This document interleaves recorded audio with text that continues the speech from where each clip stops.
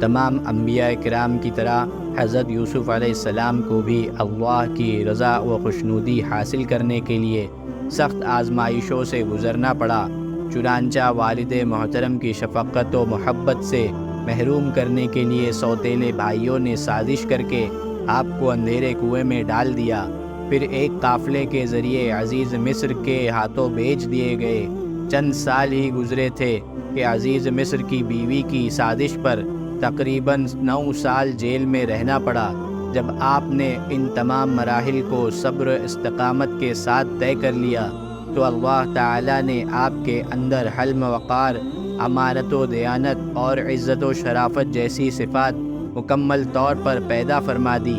آپ کے اس صبر و استقامت کی بنا پر بچھڑے ہوئے بھائیوں کو ملا دیا، والد کی گئی ہوئی بینائی واپس کر دی، اور سب سے بڑھ کر آپ کو جیل خانے سے نکال کر نبوت و حکمت سے بھی سرفراز فرما دیا۔ اسی طرح اللہ تعالیٰ صبر کرنے والے اپنے مخلص بندوں کو دین و دنیا کی دولت و عزت عطا فرمایا کرتا ہے۔